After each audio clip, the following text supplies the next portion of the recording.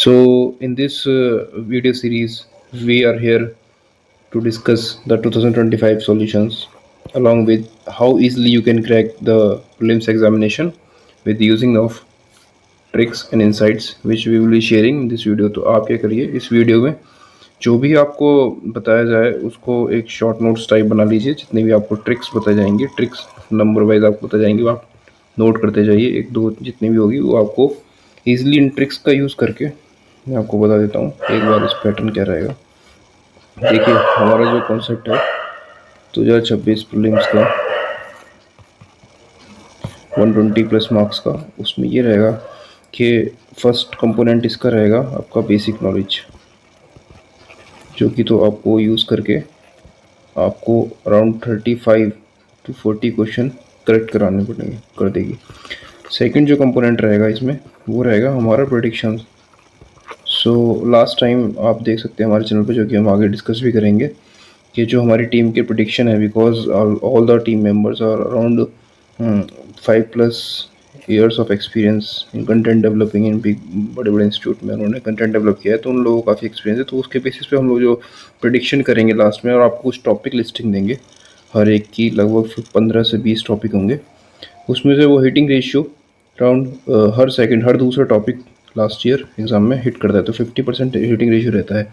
तो इससे आप लगा लीजिए मोटा मोटा 15 से 20 क्वेश्चन आप इधर से पालेंगे। थर्ड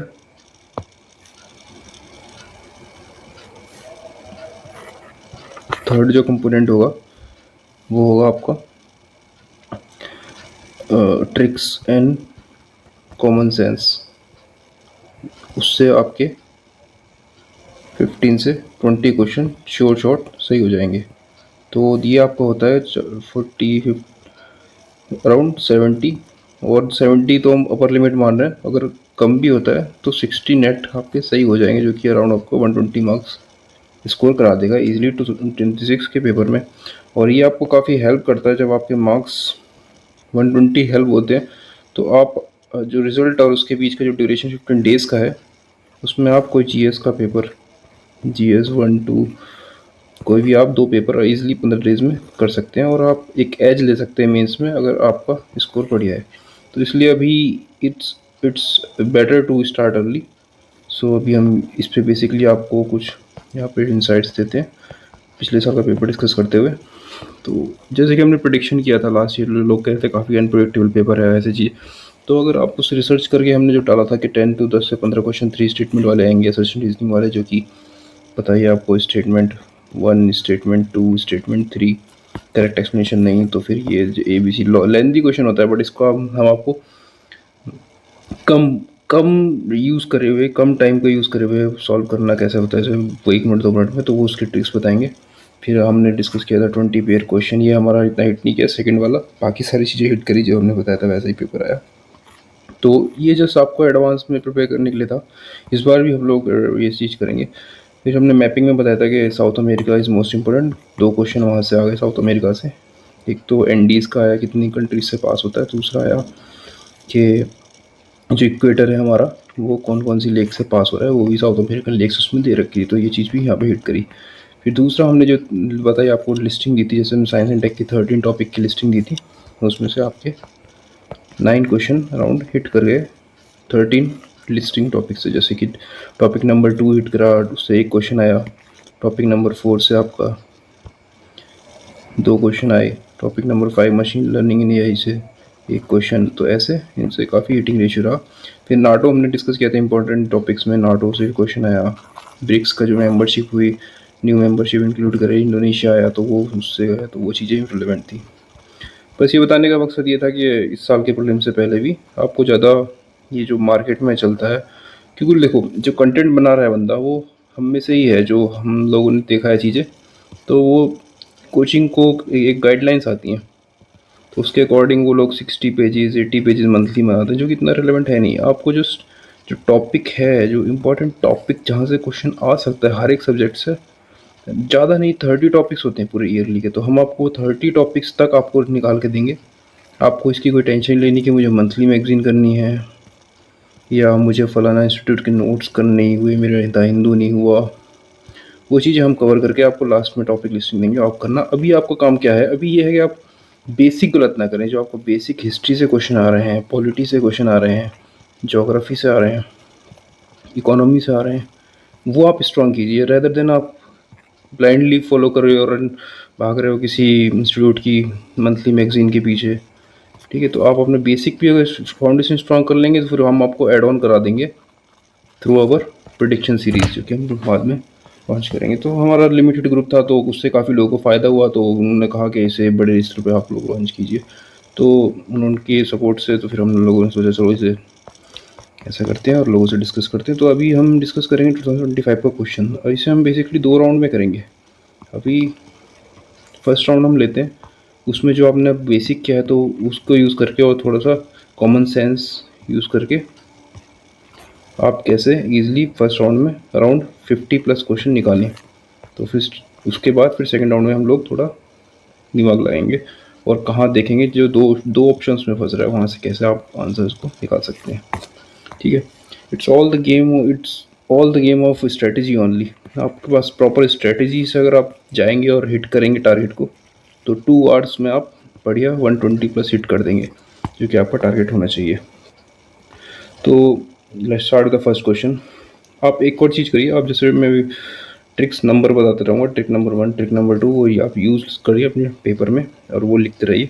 किसी कोचिंग की टेस्ट सीरीज से क्या होता है, आप उसमें ज़्यादा घुसेंगे तो उनका पेपर बनाने का पैटर्न और यूपीएससी का पैटर्न थोड़ा सा अलग होता है, तो वो पैटर्न आपके माइंड में इम्बाइब ना हो जाए कोचिंग वाला, इसलिए आप रेगुलरली प्रीवियस ईयर पे ही प्रैक्टिस करिए।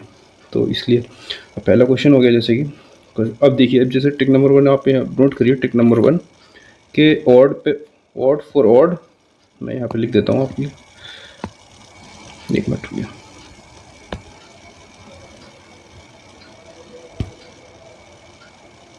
ट्रिक को मैं रेड कलर में कर देता हूँ। तो फर्स्ट नंबर ट्रिक है odd for odd, even for even. अब जैसे कि ये इसमें 4 ऑप्शन थे, तो और तो आप ज़्यादातर वैसे कोशिश करिए कि इसमें जो आंसर होगा वैसे 90% टाइम वो, जैसे इवन नंबर ऑप्शन है 4, तो इसका जो आंसर 2 या 4 में होगा, मैक्सिमम जो 2 में होगा। इसका जो कम, जितने ऑप्शन होते हैं उससे कम होता है, और उसका जैसे इवन में है तो इसका इवन में 2 हो जाएगा आंसर। तो 2 में अब आप देखिए, लेकिन आप थोड़ा लॉजिक भी लगाइए कि AIF कौन कौन से होते हैं।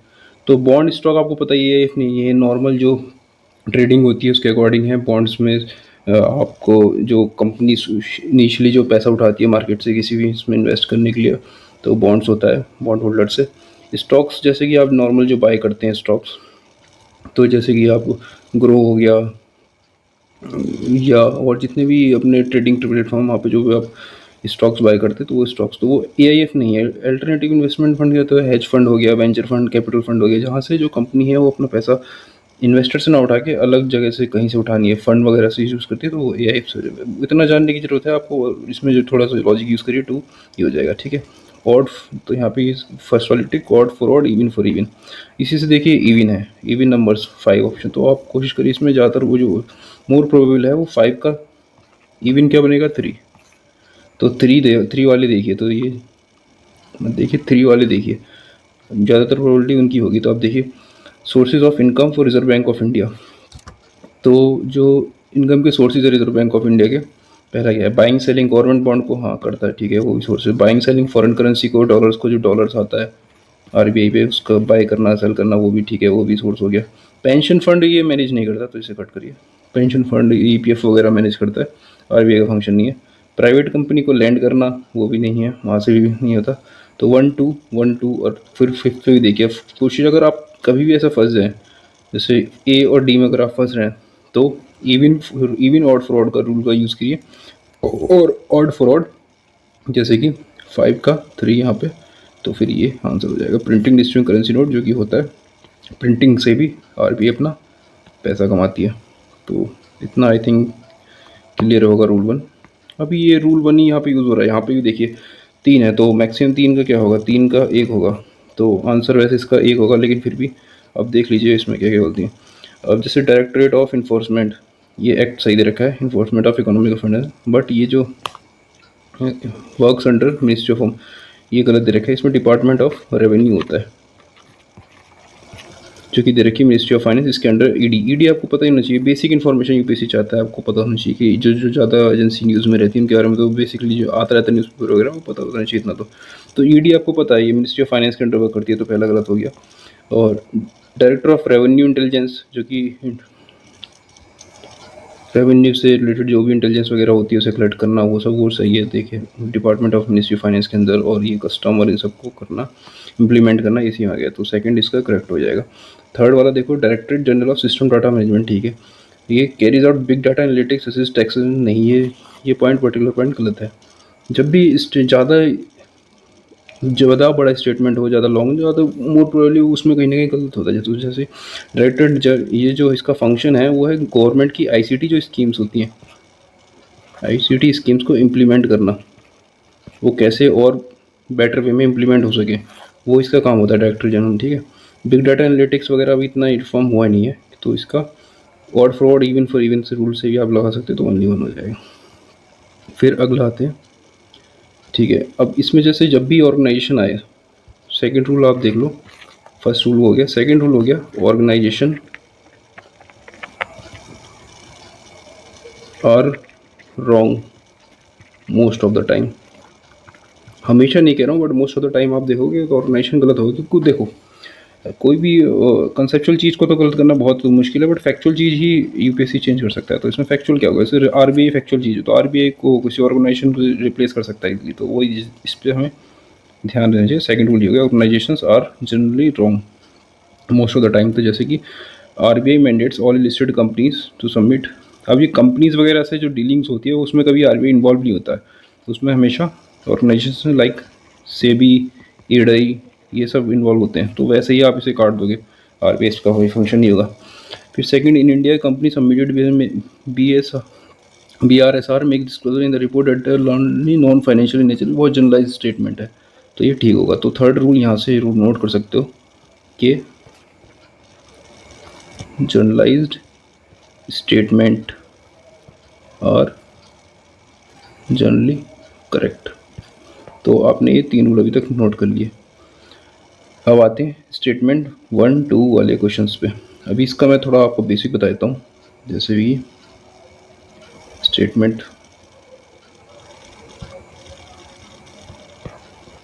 हाँ, तो जैसे कि आपका स्टेटमेंट 1 होता है,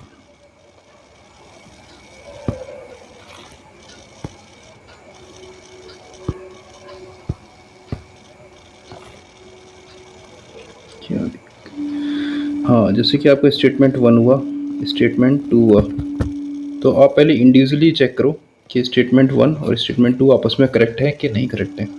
अगर इनमें से कोई भी एक स्टेटमेंट गलत है तो आपका आंसर सी और डी में से होगा, जैसे कि आप इस क्वेश्चन में देख सकते हैं। तो क्योंकि सी होता है 1 इज़ करेक्ट नॉट करेक्ट, और डी होता है 1 इज़ नॉट करेक्ट, ये। तो इसके अकॉर्डिंग अगर पहले आप इंडिविजुअली देखो कि इंडिविजुअली करेक्ट है नहीं, अगर इंडिविजुअली दोनों स्टेटमेंट करेक्ट हैं तो आप सी और डी को कट करेंगे, फिर आपका आंसर ए और बी में से होगा। अब ए और बी में आप पता कैसे लगाए कि इसका करेक्ट एक्सप्लेनेशन है नहीं, तो आप एक काम करिए, इसके बीच में बिकॉज लगा दीजिए। तो जैसे कि in India income from allied agriculture like poultry farming would trading, ये जो पीछे exempted from any tax because India is rural agriculture, ऐसे लगा के आप करिए, तो आप देखिए इसका आंसर ही सही आता है कि नहीं आता है। तो वैसे फ़िलहाल इसका अगर आंसर डिस्कस किया जाए तो फैक्चुअली ये पहला स्टेटमेंट गलत हो गया, क्योंकि एक चीज़ याद रखिए, जैसे कि जब भी स्टेटमेंट में ज़्यादा एक्टिविटीज़ कॉमास को मिला के करी जाए, जैसे कि like poultry farming and wool weaving, तो इसमें बहुत मोस्ट प्रोबेबली उसमें एक स्टेटमेंट गलत होगा। तो आपका जो 3 रूल हो गए थे, फोर्थ रूल आप यूज़ करिए कि when ever imperatives like imperatives or connecting words like and also in addition to is used, the second part is mostly incorrect। तो जब भी ये यूज़ होता है एंड जैसे इसमें लगे तो most of the time second जो पार्ट होता है उसका गलत होता है। तो वुड रियरिंग और ये रूरल एरियाज़ में ये टैक्स से एग्जेम्प्टेड नहीं है, कहीं कहीं जो बड़ी बड़ी इंडस्ट्रीज हैं जहाँ पे वुड रियरिंग होती है तो वहाँ पे टैक्स लगाया जाता है, तो फर्स्ट इनकरेक्ट हो गया। सेकंड करेक्ट, तो आंसर हो गया डी। अभी तक देखिए जितने भी क्वेश्चन हम लोगों ने किए सारे ट्रिक से इजीली होते चले गए।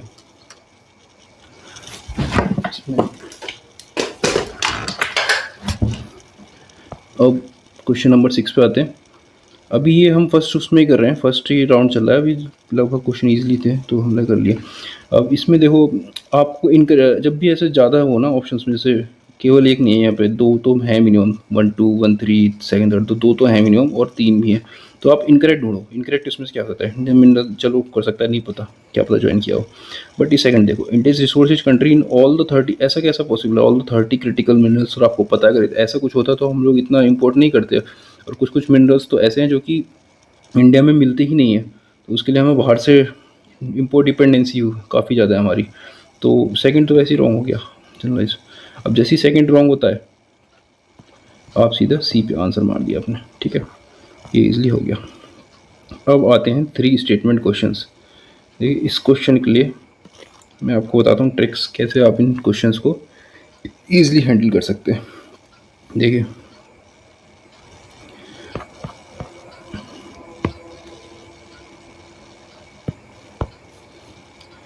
इसमें बेसिकली स्टेटमेंट 1,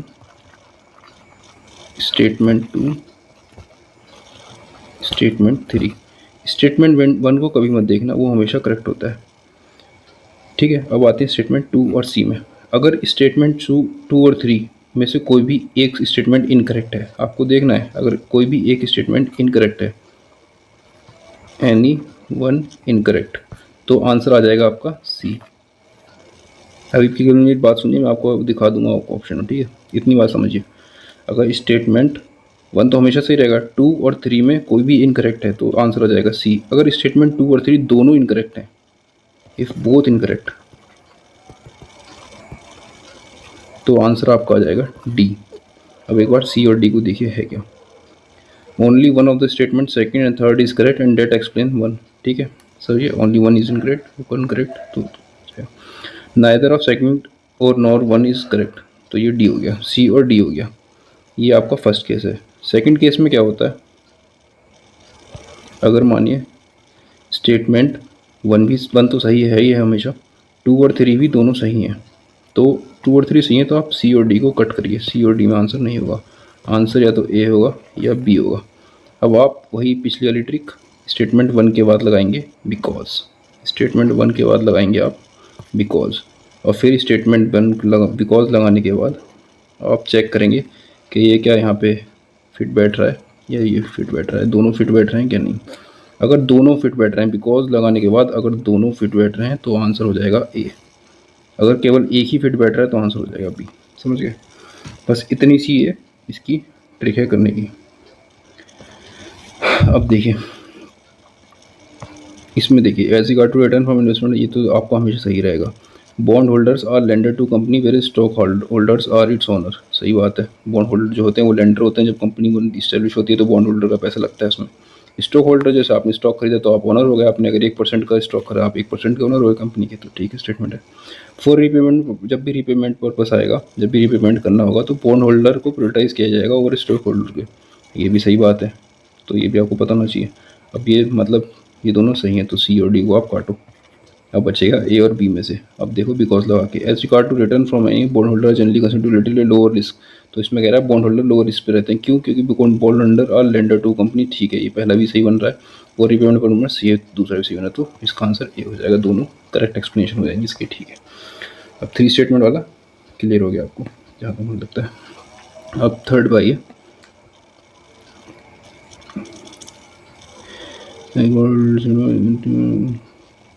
ठीक है। अब इसमें देखिए India account for a very large portion of all equity option conducted trading with great boom, ठीक है। Generalize statement, India stock market has grown rapidly in the recent past even overtaking Hong Kong at some point of time, हो सकता है ना some point of time, किसी point पे कर लिया एक दो बार। जनरलाइज स्टेटमेंट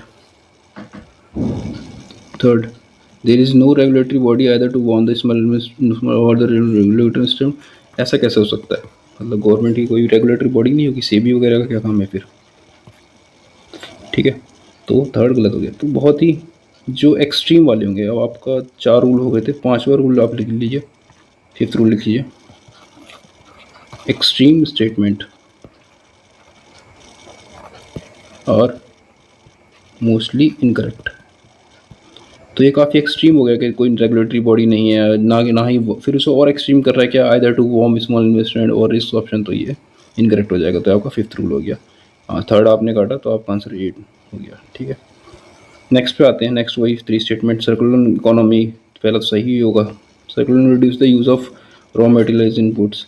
ठीक है, circular economy reduce wastage in the production process. ठीक है, दोनों सही हैं और इसकी करेक्ट एक्सप्लेनेशन भी है दोनों, देखा जाए तो ए आंसर हो जाए। ठीक है, अभी तक देखिए आप जितने भी क्वेश्चन 9-10 क्वेश्चन होने वाले हैं, अभी सब में ट्रिक्स लग के और ऐसे हो गया है, ज़्यादा कुछ था नहीं। अब पूछ रहा है करेक्ट कौन सा है, तो capital liability on reducing asset of the government. ठीक है, कैपिटल रिसिप्ट्स आप करते हैं तो ठीक है, सही बात है। लाइबिलिटी बढ़ा क्रिएट लाइबिलिटी बढ़ा देता है और रिडक्शन होता है एसेट को। ठीक है, borrowing and discipline capital receipts. ठीक है, interest received on loan creates liability of the government. ठीक है, ये स्टेटमेंट ठीक है, तो तीनों सही हो जाएंगे। बहुत जनरल स्टेटमेंट थे और थोड़ा इतना बेसिक नॉलेज आपको पता होनी चाहिए। नेक्स्ट अब आते हैं हम हिस्ट्री पे। इकोनॉमी में अभी तक 10 क्वेश्चन थे, 10 में से मुझे नहीं लगता कोई आपको नाडू ना करने वाला हो, सारा बेसिक्स ही था। अभी 11th पे आते हैं। राजा राममोहन राय के क्वेश्चन, तो मॉडर्न हिस्ट्री का क्वेश्चन हो गया। बेसिक है, he propose great love for respect और ट्रेडिशनल फिलोसफी। ठीक है, इस इतना जनरलाइज इतना पता नहीं, decided continue to accept the natural scientific. ठीक है, ये भी बात सही है, तो बहुत हो जाएगा इसमें। ठीक है, नॉन कॉपरेशन मूवमेंट में कौन कौन से प्रोग्राम थे। हाँ, तो बॉयकॉट ऑफ लॉ, ठीक है, ये बॉयकॉट के लिए कहा था। नॉन वायलेंस के लिए तो हमेशा कहेंगे गांधी जी उस time. Retention of title honours, अब ये कभी भी कुछ पॉजिटिव चीज़ होगी उसके साथ निगेटिव नहीं आएगी, निगेटिव के साथ पॉजिटिव नहीं आएगी। ये आप रूल नंबर 6 हो गया, ये नोट करिए कि positive take positive, negative take negative. अब वही है ना, देखिए अब टाइटल को रिटेंशन करो विदाउट विल, तो ये थोड़ा मतलब निगेटिव चीज़ है। आप कंट्री में इतना गवर्नमेंट के खिलाफ रिकर्शन हो रहा है, इतना उसके अगेंस्ट कर रहे हैं, बट आप टाइटल को कैसे रिटेन कर सकते हैं, तो ऑलरेडी रॉन्ग हो गया। तो इस्टेब्लिशमेंट पंचायत, बाकी ये वर्डिंग से खेल रहा है, यहाँ पे रिटेंशन नहीं था, ये गिविंग अवे ऑफ टाइटल्स था, तो उसे चेंज कर दिया इसमें। ठीक है, इसमें पंचायत और सेटिंग डिस्प्यूट ये भी ठीक है। ठीक है, तो ओनली 3 हो जाएगा। अब ये PYQ से आ रखा है, तो आपको PYQ भी करना पड़ेगा। अभी मैंने उसमें PYQ ऐड नहीं किया था, तो उसमें तो 70 क्वेश्चन ऐसे ही बन रहे थे। PYQ ऐड करोगे तो 80 तक बन जाएंगे, तो ऑलमोस्ट आप 80% पेपर कर लोगे इस चीज़ से ना। तो PYQ को भी ऐड करो। अरे घट्टा के बारे में पूछ रहा था, तो ये आपको पता है, ये लार्ज व्हील अर्थन को टाइट अर्थन स्पोक्स। ठीक है,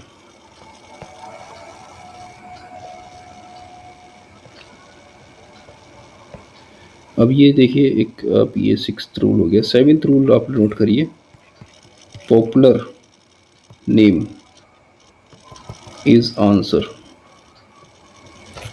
मोस्ट ऑफ द टाइम जो होगा पॉपुलर नेम आंसर होगा, जैसे कि इसमें है एज्यूम द टाइटल मत्ता विल्लासा विचित्रा गुना भागा, किसने लिया? वो इसमें सबसे पॉपुलर आपको पता है महेंद्र वर्मन, नरसिंह वर्मन, ये सब हैं। महेंद्र वर्मन इसमें सबसे ज़्यादा पॉपुलर है, तो महेंद्र वर्मन इसका आंसर हो जाएगा। और भी काफ़ी नाम थे महेंद्र वर्मन के, अगर आपको याद हो तो, जैसे कि मत्त विलासा, मत्त विलास, विचित्र चित्ता, ये सब नाम थे। गुना भाग भी बोलते थे कुछ लोग, गुना भाग तो मोस्ट पॉपुलर था। काफ़ी सारे नाम थे, तो हो सकता है इनमें ये भी एक नाम हो। ठीक है, फाहिन जो था वो किसके टाइम पे, अभी तो पता होना चाहिए लोगों को, तो काफ़ी इंपॉर्टेंट रिलेवेंट है। चंद्रगुप्त सेकंड, ये स्टेट PCS में ही काफ़ी हो रखा है। एक चीज़ आप कर सकते हैं, हिस्ट्री के लिए मैं आपको रिकमेंड करूँगा, हिस्ट्री के लिए आप जितने बेसिकली यूपी का, बिहार का स्टेट PCS के PYQ कर सकते हैं, काफ़ी हेल्पफुल होंगे आपके, और आपके 7-8 क्वेश्चन ठीक हो जाएंगे, क्योंकि ये सब स्टेट PCS के PYQ आ रखेंगे ये सारे क्वेश्चन। अब ये वाला क्वेश्चन हो गया, successful military commissioner Shri Vijay, the power of Malay peninsula Java. तो अब ये आपको पता है द ग्रेटर चोलास, चोलास जो थे इंपीरियल चोलास जिन्हें कहते हैं, राजेंद्र चोला, तो चोला ही गए थे। अगर आप मैप करेंगे तो चोलास ही थे इधर, और चोलास ने एक्सटेंड किया था, तो इसमें और इजी बनाने के लिए उन्होंने ऑप्शन में भी दे दिया, तो राजेंद्र वन चोला एम्पायर के, तो ये आंसर हो जाएगा। नेक्स्ट पे देखिए, with reference to ancient India, territorial region बताना है और उनसे रिवर कौन कौन सी फ्लो कर रही है और सही कौन सी है, तो ये बताना है। तो जो हमने अगर जनरल अपना रूल डिस्कस किया था, odd for odd, even for even, तो वो इसमें लगा के देखते हैं, तो 4 है, तो जहाँ तक है 2 होना चाहिए, बट ऐसा नहीं कि आप सीधे 2 पे मार दो, एक बार अपने आप खुद से देखो तो इसमें कौन कौन सा ठीक है। तो अश्मका गोदावरी पे ठीक है, काम्बोज विपास नदी पे नहीं थी, विपास जो है वो एक्चुअली 20 नदी को कहते हैं, 20, बट काम्बोज 20 नदी पे नहीं, काम्बोज अगर आप देखोगे तो और आगे था, जो कि आपका अफगानिस्तान की तरफ था, तो इधर नहीं था। और फिर अवंती पे महानदी, तो ये भी इनकरेक्ट हो गया, महाद्री नहीं, नर्मदा पे थी अवंती, और कौशला सरयू पे, ये सही है। कौशल प्रदेश आपने सुना होगा, राम को कहा जाता है कौशल प्रदेश के राजा थे, तो वहाँ से आप सोच सकते हो कौशल तो वहाँ पे हो गया, सरयू पे, और अश्मका गोदावरी थोड़ा रिस्क ले सकते हो, अगर आपको तब भी डाउट है तो आप odd for odd, even for even rule mark करके इस आंसर को कर सकते हो, तो ओनली 2 ही आंसर इसका, ठीक है। नेक्स्ट जो गंधार महाविद्यालय है, म्यूजिक विष्णु, अब गंधारा स्कूल ऑफ आर्ट आपको पता है किस रीजन पे था, नॉर्थ वेस्ट फ्रंटियर रीजन पे था, जो कि नॉर्थ वेस्ट फ्रंटियर रीजन पे गंधार स्कूल ऑफ आर्किटेक्चर था, तो उधर ही बनाया होगा स्कूल, इधर तो नहीं बनाएंगे, तो उज्जैन तो उधर आता नहीं, ग्वालियर नहीं आता, दिल्ली नहीं आता, तो लाहौर ऐसे भी दे सकते हो, तो आप नेक्स्ट रूल इसमें यूज़ कर सकते हो। वैसे तो आप वैसे जनरल, अभी आपके 7 रूल हो गए, 8th रूल जो होगा ऑड वन आउट को आप एग्जामिनर के माइंडसेट से देखो, अगर एग्जामिनर आप ही क्वेश्चन बना रहे हो तो आपके रैंडम माइंड में नहीं आएगा कि मैं लाहौर इसका ऑप्शन सेट करता हूँ, आप दिल्ली डाल सकते हो, ग्वालियर आएगा माइंड में, उज्जैन सब आएगा, लाहौर नहीं आएगा, तो लाहौर आंसर होगा, तो odd one out mostly answer होगा, इसलिए वो यहाँ पे डिस्कस किए गए। अब प्रदेशिका और राज्य का युक्ता क्या थे, ये प्रोविंशियल एडमिनिस्ट्रेशन में थे, PY से आ रखा है, इसमें कुछ इतना है नहीं। नॉन कॉपरेशन मूवमेंट से क्वेश्चन देखिए, तो Congress declared swaraj legitimate means, ठीक है सही बात है। Stages of civil disobedience and non payment, अब ये जो पॉइंट है ये सिविल डिसोबीडियंस मूवमेंट का है, ना कि इसका है नॉन कॉपरेशन का, जो कि सिविल डिसोबीडियंस 1930 में हुआ था, ये 1920 में था, तो ये सेकंड कार्ड तो 1। अब ये देखिए 20 क्वेश्चन हम लोगों ने किए, बहुत ही बेसिक नॉलेज और थोड़ा सा कॉमन सेंस, थोड़ा सा रूल्स यूज़ करके ऑलमोस्ट सारे क्वेश्चन हो गए। अब इसके आगे देखते हैं हम ज्योग्राफी पे।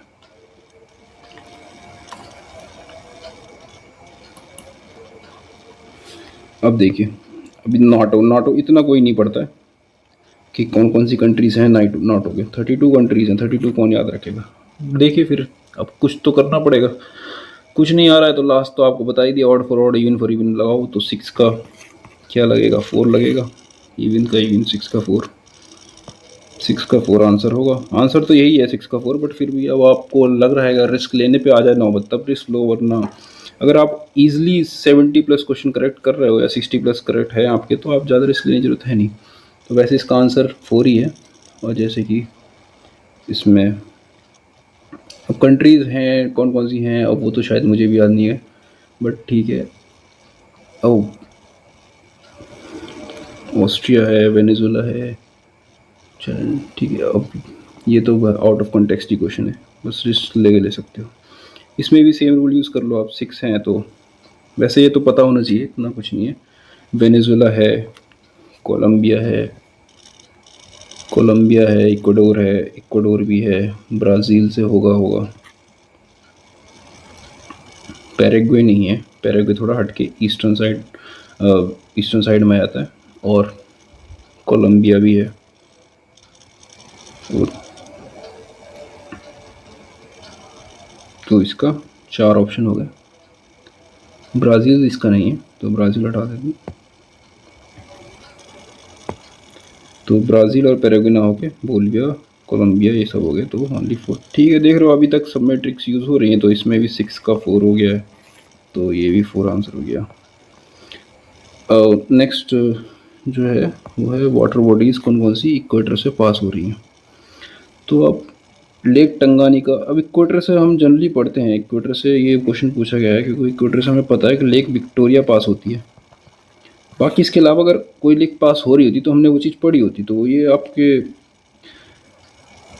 गट्स पे है कि आप इस पे रिस्क लें ना लें, बट यूपीएससी चाहता है कि आप यहाँ पे रिस्क लें। तो आपको ये देखना पड़ेगा टंगानिका ये सब नहीं है। टंगानिका साउथ अमेरिका में हो गया, टोंगले सैप साउथ अमेरिका, ये पेटोस लगून ये सब नहीं है, तो नन हो जाएगा इसका आंसर। तो जब भी नन दिखे तो अब ये अगला रूल आप नोट करिए। अभी अपने 8 रूल हो गए, 9th रूल नोट करिए। जब भी नन आंसर में दिखे, नन आंसर में दिखे और जो ऑप्शन है या क्वेश्चन है, क्वेश्चन टफ है, क्वेश्चन टफ एंड ऑप्शन सुने नहीं लग रहे, ऑप्शन अगर सुने हुए नहीं लग रहे हैं तो नन आंसर होगा, हो सकता है 80% टाइम नन आंसर रहता है। तो ये आप यहाँ पे रिस्क ले सकते हैं। फिर नेक्स्ट पे आता है turmeric board, large India largest, ठीक है, जनरली मोर देन 30 वेराइटीज़, हाँ मिल जाती होंगी 30 कुछ ढूंढने सुनने निकल रहा है, मान लो यूपीएससी से ना मानने कल को मिल जाएगा ही नई वेराइटी, तो ठीक है जर्नलिस्ट हो गए, तो ये तो होगा ही होगा। ये major producing state Maharashtra Telangana, ठीक है तीनों सही हैं, तो इसमें कुछ ज़्यादा था नहीं, तीनों सही हैं, ठीक है। नेक्स्ट पे आते हैं, the belt of continental drift पे क्वेश्चन जा रखा है। Belt of ancient rock from Brazil coast में with each of the following. तो ठीक है, बेल्ट एंशिएंट रॉक की होगी। The gold deposit Ghana direct from the Brazil, but ठीक है हो सकता है, रिसर्च हुई है। Government system sediment of India having the 206, ठीक है ये भी काफ़ी जनरलिस्ट से स्टेटमेंट है, और ये एनसीईआरटी से लाइन उठा के डाल रखी है। आप क्लास 11th की एनसीईआरटी देखेंगे तो all 3 are correct. Next rule आप यूज नोट डाउन करिए, 10th रूल। 10th रूल मेरा ये कहता है कि जब ऑल ऑफ द अबव या जितने भी हैं फर्स्ट सेकंड थर्ड फोर्थ जितना भी है, अगर वो डी में ना देखे, मतलब डी में ना देके सी ऑप्शन में दे रखा है, तो 95% ऑफ द टाइम वो सही होता है आंसर। यहाँ पे सी में दे रखा है तो सही है वो, ठीक है। डी में मतलब डी में 3 2 3 दे दिया है, कुछ और नन ना दिया हो, डी में नन ना दिया हो और ये सब दे रखा हो, तो ज़्यादातर आंसर होता है, ठीक है। अब मैं फिर भी आपको लास्ट हर बार कह रहा हूँ कि ट्रिक्स को तभी यूज़ कीजिए जब आपको लगता है कि आपकी नॉलेज इसमें एड ऑन करके तब आप आंसर पर रिड्यूस कर रहे हैं, अननेसेसरी रिस्क ना लीजिए, ठीक है। 26 पे आते हैं, the amount of dust particle more in subtropical temperate areas and equal, तो ठीक है। Subtropical have less dry winds, ऐसा कुछ नहीं है, सब ट्रॉपिकल और टेम्परेट एरियाज़ में ड्राई विंड्स काफ़ी होती हैं। चिनूक सुना होगा आपने, ड्राई विंड्स है जो कि सब ट्रॉपिकल एरियाज़ में ही चलती है, और फाहिन हो गई तो वो सब इसी में आती है, तो सी इसका आंसर हो जाएगा, second is not correct. Next पे आते हैं, इन जनवरी नदर्न हेमिस्फीयर हम band equator towards crossing the landmass, ठीक है ये बेसिक है, आपको इतना पता होना चाहिए, इतना तो बेसिक ही है, ये तो पढ़ना, ये एनसीईआरटी में आप पढ़ सकते हैं, एनसीईआरटी में 11th क्लास की फिजिकल ज्योग्राफी में, और उसमें तो air generally air over the ocean warmer than the overall, ठीक है दोनों स्टेटमेंट सही हैं, और कॉज लगाएंगे तो दोनों सही बनेंगे, तो ये भी करेक्ट हो जाएगा। अब ये 28 काफ़ी कंट्रोवर्शियल क्वेश्चन जिसके लोग अलग अलग आंसर बता रहे हैं, तो हम देखते हैं इसमें।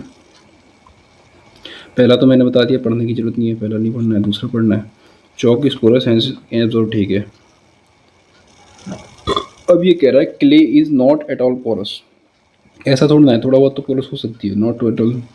तो मैंने क्या बताया था, जब भी एक इनकरेक्ट है तो फिर सीधा आंसर आप सी पे मार रहे हैं, तो सी इसका आंसर हो जाएगा। नेक्स्ट पे आइए, without the atmosphere temperature would be well below the freezing point everywhere on the earth surface, सही बात है। विदाउट द टेम्परेचर सारे पॉइंट पे नहीं होगी, ये क्या एक्सट्रीम हो गया ना, तो गलत है, सॉरी ये गलत है। और सेकंड भाई हीट एवरेज, ठीक है।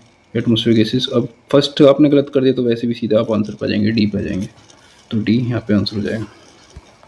नेक्स्ट पे राष्ट्रीय गोकुल मिशन, जब भी नेक्स्ट अब ये है, तो अब अपने कितने रूल हो गए थे, 10 रूल हो गए थे। 11th रूल आप लिख लीजिए,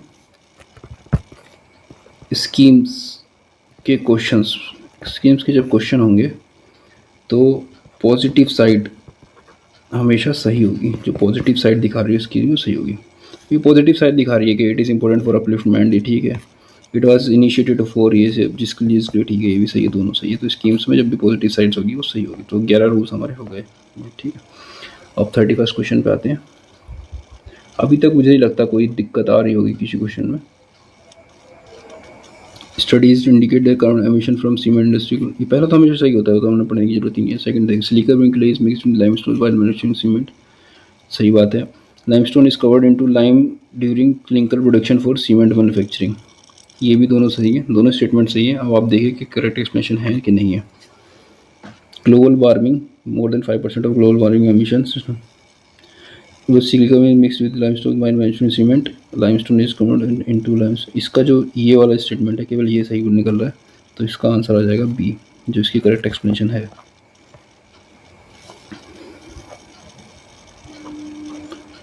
नेक्स्ट पे आते हैं। इसमें कुछ लोग इसका आंसर ए भी बता रहे हैं, बट जहाँ तक मुझे लगता है इसका आंसर बी होना चाहिए। बाकी ऑफिशियल आंसर क्या नहीं पता लगेगा। और नेक्स्ट पे आते हैं। पहला हमेशा सही रहता है, पहले को नहीं देखना। सेकंड थर्ड देखते हैं। COP declaration in health sign it becomes mandatory to decriminalize, mandatory नहीं है, मैंडेटरी नहीं है डिकॉर्म, मैंडेटरी कहाँ होती है कॉप वगैरह में, तो ये काट दो, ये गलत हो गया। जैसे ये गलत मिला अपने को सीधा सी पे मार देते हैं, ज़्यादा सोचना नहीं है। नेक्स्ट पे आते हैं। साइंटिफिक स्टडी सजेस्ट दैट, ये तो पढ़ना ही नहीं है, सेकंड पढ़ते हैं। Solar flares and coronal mass rejection और अमाउंट ऑफ एनर्जी, ठीक है, सही बात है। As the earth polar ice melt the water trends move towards the equator, ये भी सही बात है। जो वाटर ट्रेंड है, जब ग्लोबल वार्मिंग हो रही है, इसकी वजह से थोड़ा इक्वेटर की तरफ जा रहा है, पानी शिफ्ट हो रहा है। तो अब ये दोनों ही सही है, बट करेक्ट एक्सप्लेनेशन कौन सी है? Shift in taking place on rotation axis, इसका कोई इससे मतलब नहीं है। Only third is the correct explanation, तो इसका आंसर हो जाएगा only 1 is the correct explanation, ठीक है। नेक्स्ट पे आते हैं। आर्टिकल 6 जो कि काफ़ी ज़्यादा न्यूज़ में था, सस्टेनेबल डेवलपमेंट क्लाइमेट चेंज पे। तो क्लाइमेट सेट प्रिंसिपल, ठीक है, प्रिंसिपल की बात की थी। Intent to promote inter country non market strategy, ठीक है, यही नॉन मार्केट स्ट्रेटजी इसके बारे में था। करेक्ट बिकॉज लगा के देखेंगे तो दोनों करेक्ट एक्सप्लेनेशन हो जाएगा। Next, launch the which of the following launch the nature solution finance hub for Asia Pacific. अब एशिया पैसिफिक के लिए अब आपको ये क्वेश्चन शायद नहीं आए, तो आप सेकंड राउंड के लिए जाएं। तो अब एशिया वाला है तो एशियन का ही होगा, जहाँ तक Asian development bank, Asian infrastructure, और इंफ्रास्ट्रक्चर इन सब में काम करता नहीं, ADB काम करता है, तो इसका आंसर ADB हो जाएगा। डायरेक्ट एयर कैप्चर पे देखिए,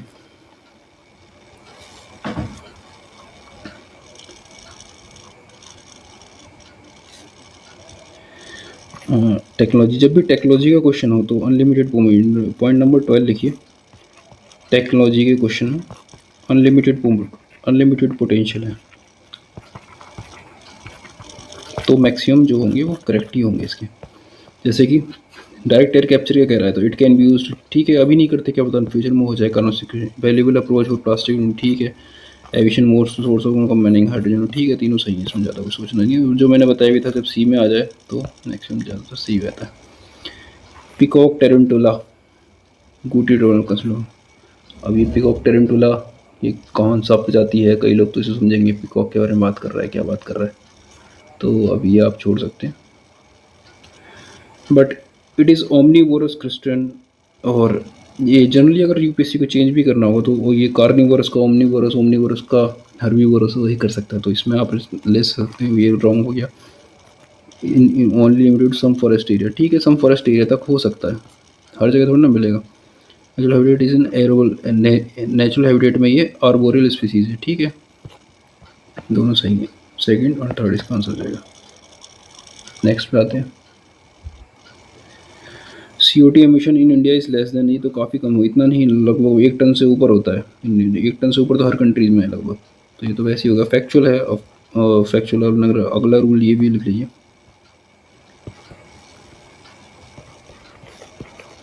फैक्चुअल इंफॉर्मेशन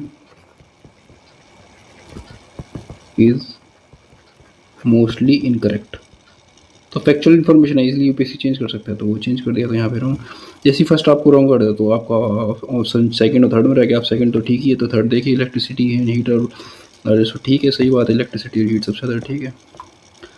नेक्स्ट पे आते हैं। अब ये आप इसमें रिस्क ले सकते हैं वैसे तो, जो अपने रूल बताया उस रूल से अगर देखा जाए तो 5 ऑप्शन है, तो 5 का अपने ऑड इवन के हिसाब से अगर देखा जाए 5 का 3 है,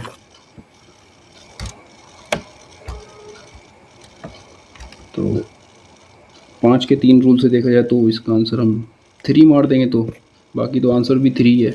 बाकी देखा जाए इसमें कैसे कौन कौन से नहीं होते। फर्स्ट पेयर कसावा हर्बोडी है सर, ठीक है। जिंजर हर्ब एंड ये भी सही है। मालाबार स्पाइनेच, क्लाइंबर होता है, ठीक है।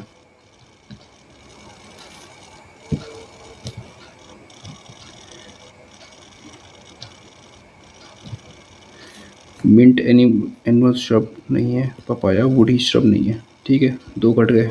और जनरल अपना रूल यूज़ करो odd for odd even for even से, तो उससे भी हो जाएगा। नेक्स्ट पे आते हैं, rain forest, question number 40।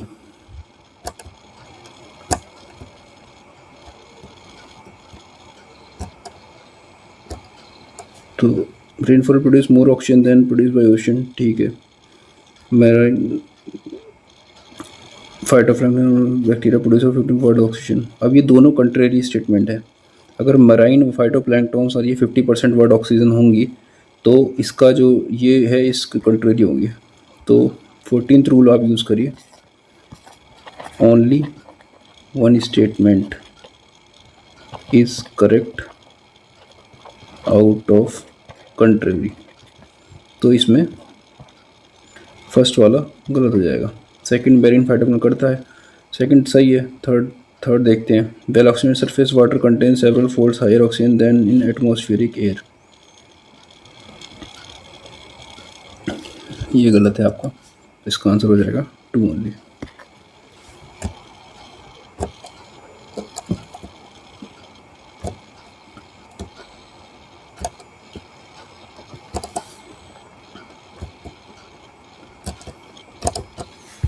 Next पे आते हैं। अब ये साइंस एंड टेक पे हम लोग आ गए।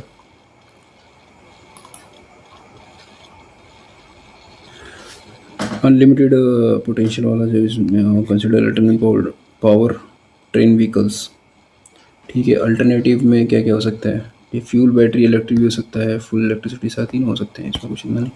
अब यूएवी में देखिए कि all types of UAV can do vertical, all types कुछ तो होंगे, मतलब दुनिया में एक भी यूएवी ऐसे हो जो वर्टिकल लैंडिंग नहीं कर पाता हो, क्या पता हॉरिजॉन्टल लैंडिंग करता हो, तो गलत हो जाएगा। ऑल टाइप्स एक्सट्रीम वाला यूज़ करेंगे तो तीनों गलत है, तो none is the correct answer है। Consider following statement, how many usually made up of, battery cathodes के इसमें कौन कौन से बने होते हैं, ठीक है। कोबाल्ट होता है, ग्रेफाइट होता है, लिथियम नहीं होता, निकल होता है, तो ओनली 3 हो जाएगा इसका आंसर, ठीक है। तो how many of them contain plastic, ठीक है। आपने देखा नहीं सारे, क्या पता सिगरेट बट्स में होता हो सकता है प्लास्टिक। दुनिया में किसी भी एक कंपनी नहीं मान लो बना दी इसमें प्लास्टिक होता है, गलत हो जाएगा ना फिर, तो यूपीएससी से केस सुनना लड़ेगा। तो यूपीएससी ओपन एंडेड रखता है, तो ऑल द 3 करेक्ट हो गया। कोल गैसिफिकेशन टेक्नोलॉजी यूज किस किस में यूज़ होगी, इथेनॉल में, ठीक है, यूज़ होगी, यूरिया में होगी, बट नाइट्रोग्लाइसिन वगैरह में आपने कभी सुना नहीं होगा कोल गैसिफिकेशन का यूज़ होता हो, तो ये वैसे ही गलत हो गया, तो ओनली 2। फिर अब इसमें आप जनरल रूल यहाँ पे यूज़ लिख सकते हैं। 15th रूल जो कि हमारा होगा साइंस एंड टेक के क्वेश्चंस में, ऑल ऑफ द अबव तो होता है, बट समटाइम्स, मतलब 3 में से एक बार ऐसा होगा कि ऑल में से एक नहीं होगा, 1 नहीं, एक नहीं होगा। जैसे कि इसमें 3 में से केवल 2 है, एक नहीं है। इसमें 4 में से एक नहीं है, 3 है। ये केवल साइंस एंड टेक में लगता है, तो ये साइंस एंड टेक का रूल है, आप नोट करिए। अब इस क्वेश्चन में जैसे कोई फंस जाए, CL20 HMX क्या है, कि कुछ लॉजिक समझ नहीं आ रहा, जनरल नॉलेज दिख सकता है। RDX होता है, RDX, एक्स से क्या है, एक्सप्लोजिव, तो HMX, एक्स क्या होगा, एक्सप्लोजिव होगा ना कुछ। एक्सप्लोजिव देखो कहाँ पे है अल्टरनेटिव में, एक्सप्लोजिव, ठीक है। नहीं आता था फिर भी थोड़ा सा लॉजिक लगा के कर दिया, ठीक है। यही करना है अपने को। मैरिजुना 1 चिप इनेबल, ठीक है, इनेबल कर सकती है, क्या है इसमें। Chip has been Amazon web ने कोई नहीं बनाई है, तो ये गलत हो जाएगा। ये ईज़िली चेंज कर सकता है यूपीएससी। तो अब देख लेना, इसका थर्ड डीप लर्निंग सबसेट है, ये तो ठीक ही है, तो फर्स्ट और थर्ड इसका आंसर हो जाएगा। ये ईजिली है चेंज करना, ये और क्या ही चेंज करेगा यूपीएससी, कंसेप्चुअल चीज़ें तो चेंज करेगा नहीं, तो अब यही चेंज कर सकता है। बाकी इसकी अगर कंपनी देखना चाहें हम लोग, तो ये बनाया था आपका